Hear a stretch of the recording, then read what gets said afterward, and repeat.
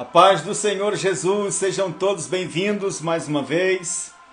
Estamos aqui muito felizes por estar apresentando a vocês mais uma palavra toda especial e desta vez nós temos aqui primeira carta de Paulo, capítulo 15, primeira carta de Paulo aos Coríntios, capítulo 15. E eu quero aqui, juntamente com vocês, compartilhar essa palavra porque eu acho ela essencial para os dias atuais. Algumas pessoas ainda estão com dúvidas se é ou não é os dias em que Cristo possivelmente pode voltar. E eu acredito que o Senhor pode voltar a qualquer momento. Por que eu digo isso, que o Senhor Jesus pode voltar a qualquer momento? Porque a própria Escritura é muito clara em dizer: a respeito da volta do Senhor Jesus, eu aconselho, eu deixo o meu conselho. Nunca ouse determinar por fatos, por acontecimentos, determinar datas. Falar sobre possivelmente vai ser no ano tal, no mês tal, porque a respeito do dia e da hora, ninguém sabe. A respeito do dia e da hora, ninguém sabe. Porém, o Senhor Jesus falou sobre diversos acontecimentos, em que estes, por sua vez, seriam sinais de que ele estava voltando. Eu acredito, como cristão, que a volta do Senhor Jesus é almejada. O retorno dele é esperado. Eu não posso acreditar que existe alguém que não deseja a volta de Cristo. Afinal de contas, é a nossa maior esperança, é a nossa maior vitória, porque a volta do Senhor Jesus dá fim a muitas coisas ruins na vida do povo de Deus. E eu quero deixar esta mensagem, e eu vou manter esta mensagem gravada, porque é necessário dizer que o Senhor Jesus, ele trabalha de uma maneira muito transparente. O Senhor Jesus, ele deixa tudo muito claro. Em primeiro lugar, ele disse: qualquer que quiser seguir a mim, renuncie-se a si mesmo, tome a sua cruz diariamente e siga-me. Siga-me. Então, o que ele está dizendo? Você quer me seguir? Mas já venha sabendo. É necessário renunciar. Você quer me seguir? Então fique sabendo. Você terá uma cruz. Você terá um fardo. Você terá um jugo.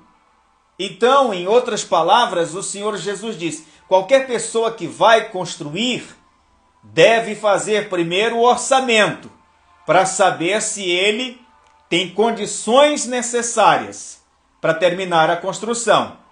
Porque se ele construir e depois não concluir, as pessoas vão dizer: essa pessoa começou a construir e não concluiu. Essa pessoa começou a edificar e não terminou. E é assim que a gente ouve as pessoas dizerem por aí: alguém estava na igreja e depois saiu. A pessoa anunciou o evangelho, cantou, pregou, testemunhou e agora desistiu. Então já venha sabendo: tem cruz, tem fardo, tem renúncia, tem dificuldades, mas é necessário dizer que a vida com Cristo não é só cruz, não é só dificuldades, tem paz, verdadeiramente a paz, pois ele mesmo disse: eu deixo-vos a minha paz vos dou, e a minha paz não é como a que o mundo oferece. A paz do mundo é momentânea, é passageira, mas a paz que eu vos ofereço é verdadeira. Eu quero aqui ler com vocês um versículo muito importante, porque há muitas discussões a respeito da morte. Então eu quero ler primeira carta de Paulo aos Coríntios, capítulo de número 15 e o versículo de número 16 a seguir. Porque há muitas pessoas entristecidas, há muitas pessoas desiludidas, há muitas pessoas com medo, há muitas pessoas desanimadas, porque afinal de contas, quem não se entristece quando perde um ente querido? Por mais que a gente vê aquela pessoa partiu firme com Jesus, aceitou a Cristo, como a Escritura diz, se batizou, como a Escritura diz, congregou, como a Escritura diz, cumpriu a palavra, como a Escritura diz, mas quando a morte chega, a gente é tomado de um sofrimento, de uma tristeza, de um desânimo, como se a pessoa tivesse ido e nunca mais fôssemos ver essa pessoa. Então o apóstolo Paulo, escrevendo aos Coríntios, ele sabia que muitos dos coríntios já tinham partido, muitos da sua época creram, permaneceram fiéis, e ele diz a eles, porque se os mortos não ressuscitam, também Cristo não ressuscitou. Porque eu quero, do capítulo 15, começar com o versículo 16. Porque na igreja de Corinto estava tendo uma série de debates. Os mortos hão de ressuscitar ou os mortos não ressuscitarão? Os mortos não ressuscitarão porque não há ressurreição? Muita gente dizia que não havia ressurreição. Porque, afinal de contas, para eles, ressurreição seria uma coisa de outro mundo. É bem provável que essas pessoas tinham recebido influência dos saduceus, porque os saduceus é que acreditavam que não haveria ressurreição de mortos. Para eles, ressurreição era impossível. Para eles, morreu, acabou. Mas o apóstolo Paulo, escrevendo, ele diz, no versículo 17, se Cristo não ressuscitou, é vã a nossa fé, e ainda permanecemos nos nossos pecados, porque a nossa maior esperança em Cristo é saber que Ele está vivo. Ele ressuscitou. Jesus ressuscitou. Jesus está vivo. A Bíblia fala que Jesus, após a ressurreição, ficou 40 dias se manifestando em diversos pontos estratégicos para diversas pessoas que viram ele antes de morrer, para que essas pessoas fossem testemunha da sua ressurreição. E agora estavam dizendo, não há ressurreição, não há ressurreição. Esse negócio de ressurreição, isso não existe. E então ele diz, se não há ressurreição, Jesus não ressuscitou.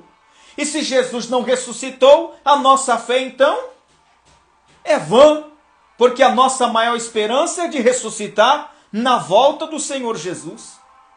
Então, nós devemos tomar cuidado com ensinamentos que divergem das Escrituras, porque a verdade é que ao terceiro dia, um anjo desceu do céu, tirou a pedra da frente do sepulcro, os 2 soldados romanos caíram por terra, e o Senhor Jesus ressuscitou dos mortos, porque por 3 vezes Jesus disse, vamos para Jerusalém, eu serei entregue na mão dos pecadores, escarnecerão de mim, eu serei crucificado, mas ao terceiro dia ressuscitarei. 2ª vez, ele disse as mesmas palavras. 3ª vez, ele disse as mesmas palavras, que ao terceiro dia ele ressuscitaria. Maria, João, Pedro, quando ouviram dizer, ele ressuscitou, correram para o sepulcro. João correu, chegou primeiro. Pedro chegou logo em seguida. João não entrou no sepulcro, mas Pedro chegando entrou no sepulcro e viu que realmente o Senhor tinha ressuscitado. Os lençóis estavam dobrados, enrolados em um lugar à parte. Eles saíram e Maria ficou presente. Chorava muito, entristecida. Era madrugada, ainda estava escuro. Ela chorava em um choro desesperador, porque para ela aquilo era muito estranho. Era mais conveniente acreditar que o Senhor Jesus, o seu corpo, tinha sido roubado do que ele tinha sido ressuscitado. Então o Senhor Jesus, vendo ela naquela tristeza, e ela vendo um homem se aproximando, já estava ali quase clareando, mas ainda era escuro. Ela vê um homem, e esse homem se aproxima dela e ela diz: Senhor, se foi o Senhor que tirou o corpo dele daqui, me diga onde o Senhor o colocou. E o Senhor Jesus vai e diz: Maria. Quando ela reconhece a voz, ela diz: Raboni, que quer dizer mestre, é o Senhor? E o Senhor Jesus disse: vai e diz aos meus discípulos que eu estou indo na frente deles para Galileia, e lá eles me verão. E o Senhor Jesus saiu dali, já ressuscitado, e encontrou os 2 discípulos que iam para Emaús. No caminho, quando o Senhor Jesus vai conversando com eles, e eles não sabem quem é aquele estranho que se apresentou, eles vão conversando, triste, sem saber que era Jesus. E o Senhor Jesus ressuscitado disse: que palavras são essas que trocando entre vós? E por que vocês estão tão tristes desse jeito? E eles disseram: o Senhor é o único estrangeiro que não sabe as coisas que aconteceram em Jerusalém. E o Senhor Jesus disse: quais? O que vocês estão falando? Do que vocês se referem? E eles disseram: da que diz respeito a Jesus de Nazaré. Ele era um varão poderoso em palavras, e seus milagres autenticavam que ele tinha vindo de Deus. Mas ele foi crucificado e é hoje já o 3º dia. E a Bíblia Sagrada fala que o Senhor Jesus estava ali junto com eles e explicou para eles que ele tinha ressuscitado, que ele tinha revivido, que convinha que fosse assim, que o Cristo morresse e que ele ressuscitasse ao 3º dia e em seu nome fosse anunciado a salvação. E em seu nome fosse anunciado a salvação para todos os povos. Portanto, vamos continuar crendo. A ressurreição é real, a volta de Cristo é real e brevemente vai acontecer. E nós devemos estar preparados para que aquele dia não nos pegue de surpresa. Devemos estar preparados para que aquele dia nos ache servindo ao Senhor com alegria, para que aquele dia não nos seja pego de surpresa. Muita gente está deixando de acreditar nesta verdade, mas não podemos deixar de crer nas evidências. Nas evidências. Olha, o Senhor Jesus sabia que entre os discípulos havia pessoas que não acreditavam, e Tomé era uma delas. E afinal de contas, crer na volta de Jesus acabou se tornando tão difícil de se crer como a ressurreição. Muitas pessoas não estão acreditando na volta do Senhor. A ressurreição dos mortos e a volta do Senhor Jesus está praticamente no mesmo patamar. As pessoas já não acreditam, porque parece ter se tornado algo tão distante e tão difícil de se acreditar, que as pessoas preferem acreditar em outras coisas do que na própria verdade. Para isso as pessoas dizem: não, eu creio, acredito na palavra, mas em ressurreição isso não. Mas é a nossa esperança. É a nossa esperança. Versículo 18, também os que dormiam em Cristo estão perdidos, porque quantas pessoas que aceitaram a Jesus, creram nele, mas não há ressurreição. Então quem morreu crendo que vai ressuscitar está perdido. Está perdido. Se não vai haver ressurreição de mortos, então quem morreu acreditando nisso está perdido. E também Jesus não ressuscitou, já que os mortos não ressuscitam. Versículo de número 19. Se esperamos em Cristo somente nesta vida, somos mais miseráveis de todos os homens. Isto é, a nossa fé transcende ao mundo material, ao mundo físico. A nossa fé é transcendental. O Evangelho nos dá poder e autoridade para alcançarmos coisas que estão no mundo espiritual. Então nós precisamos ficar atentos. Mas de fato, olha, versículo 20, Jesus ressuscitou. Sim, Cristo está vivo. Ele ressuscitou de dentre os mortos e foi o primeiro a ressuscitar como sendo a primícia. Aquele que ressuscitou primeiro. E outros vão ressuscitar como ele ressuscitou. Com corpos como ele tem. Tá. Os coríntios queriam saber com que corpo uma pessoa ressuscita. Versículo 21. Porque assim como a morte veio por meio de um homem, também a ressurreição veio por meio de Jesus Cristo. 22. Porque assim como todos morreram em Adão, assim todos em Cristo vão ressuscitar. 23. Mas cada um por sua ordem. Cristo ressuscitou primeiro. E depois os que são dele na sua vinda. É na sua vinda. Depois virá o fim. Quando tiver o Senhor Jesus entregue todas as coisas a Deus Pai. E aniquilado todo o império da maldade.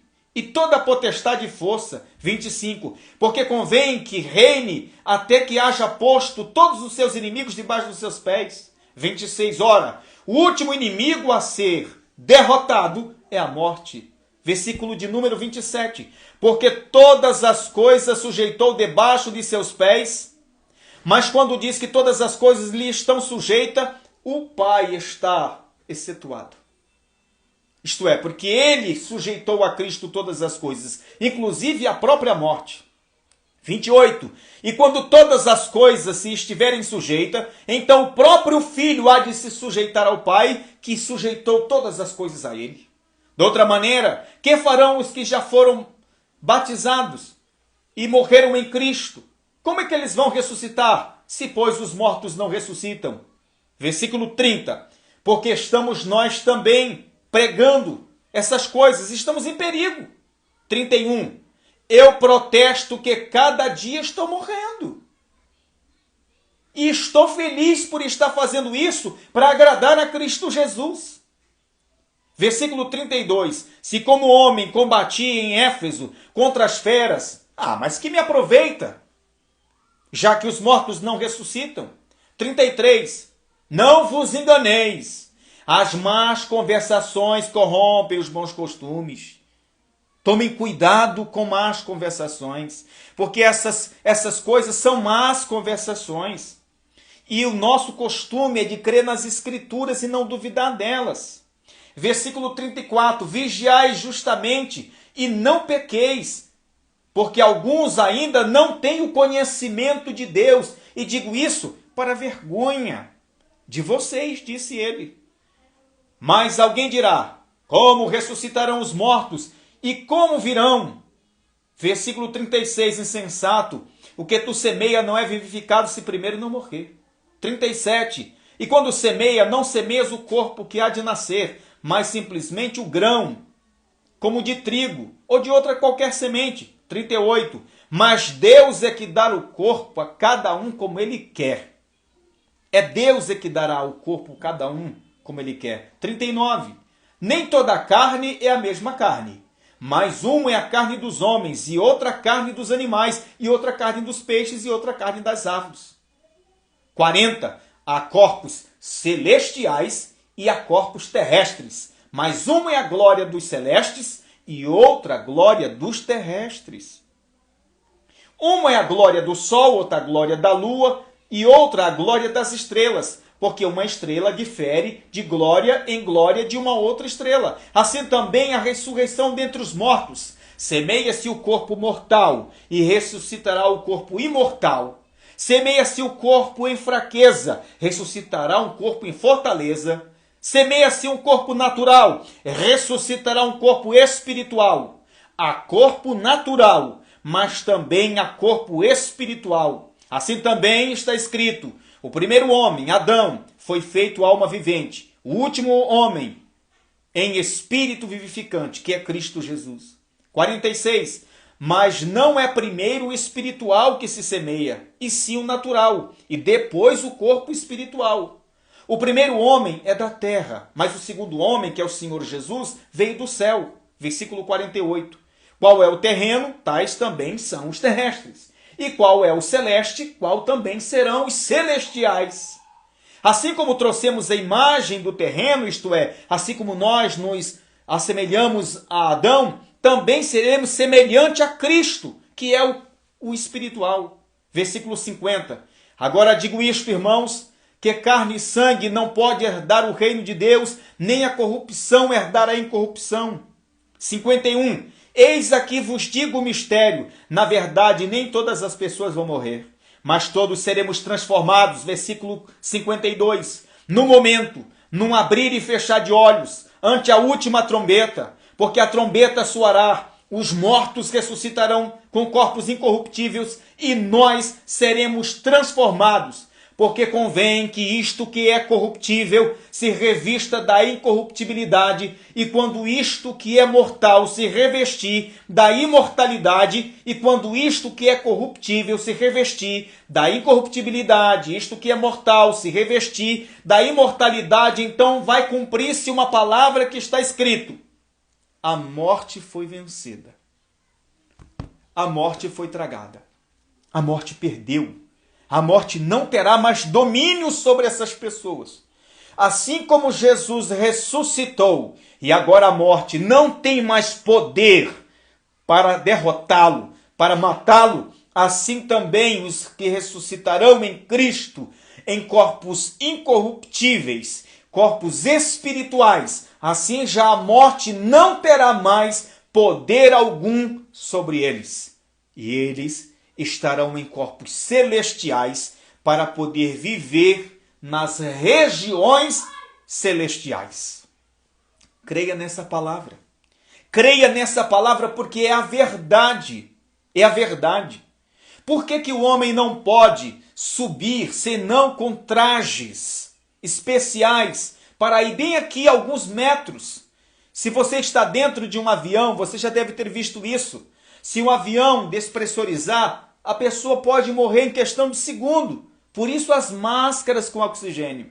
Então, em 11 mil metros de altura, o nosso corpo terrestre já não consegue respirar, porque já não tem oxigênio. Por quê? Porque ele é um corpo terreno, ele é daqui.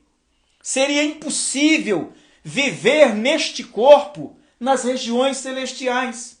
Por isso, o nosso corpo tem que ser transformado em um corpo espiritual, celestial, isto é, um corpo capacitado para viver nas regiões celestiais. Por que que Cristo Jesus pôde ir e instalar em um corpo glorificado? Porque a Bíblia diz que ele chama os apóstolos depois de ressuscitar, porque eles estavam dizendo: será se é um espírito? E o Senhor Jesus disse: não. Não é um espírito que fala com vocês. Vejam, me toquem. Podem me segurar, podem tocar aqui. Olha, veja a marca dos cravos nas minhas mãos. Aqui o lado onde a lança me perfurou. E ele disse: um espírito não tem carne e nem sangue, como vocês estão vendo que eu tenho. Um corpo ressuscitado é um corpo que pode ser tocado. Não é um corpo espiritual. É necessário entendermos essas três coisas importantes. Existe corpo natural, existe corpo espiritual e existe corpo glorificado. O corpo espiritual, se é que podemos dizer corpo, não é? Já que corpo passa a ideia de algo físico, algo palpável, algo que pode ser tocado. É interessante dizer que cada um tem o seu lugar. O corpo natural é para as coisas deste mundo. O corpo espiritual é para aquela fase antes da ressurreição. A pessoa está no seu corpo, mas é um corpo espiritual. E eu digo aqui que é a alma e o espírito, já que o corpo está na terra. já que o corpo está na terra. Agora, quando tocar a trombeta, essa trombeta está dizendo, é um sinal, é um alerta, dizendo a todos os que morreram, ressuscitem, ressuscitem. Quando a trombeta tocar, os mortos que morreram em Cristo vão entender que o som daquela trombeta está anunciando, é hora da ressurreição. Se nós lermos as Escrituras no Evangelho de nosso Senhor Jesus, segundo escreveu João, no capítulo de número 11, nós encontramos as Escrituras dizendo, o Senhor dizendo assim, Lázaro, vem para fora, e Lázaro ressuscitou. Do mesmo modo, eu tenho certeza que do mesmo modo, as pessoas ouvirão, porque está escrito na Escritura que diz, chegará a hora em que todos aqueles que tiverem morrido em Cristo Jesus ouvirão a voz do Filho do Homem. Todas as pessoas um dia ouvirão a voz do Filho do Homem. Não há necessidade de pânico em relação à morte. Não há necessidade de tristeza por causa da perca de um ente querido. E nós mesmos não devemos nos preocupar quando chegar a nossa hora. Porque se vivermos em Cristo, obedecendo a Cristo e guardando a sua palavra, nós temos certeza, o próprio apóstolo Paulo, quando falou sobre a partida dele, ele mesmo disse para mim, o viver é Cristo e o morrer é lucro.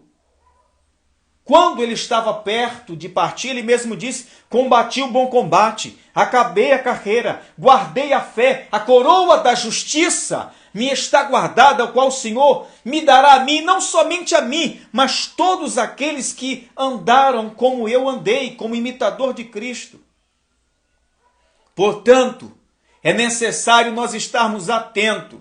Eu não sei, e eu não me atrevo a dizer a ninguém que a trombeta vai tocar na semana que vem, no mês que vem, no ano que vem, porque isso ninguém sabe.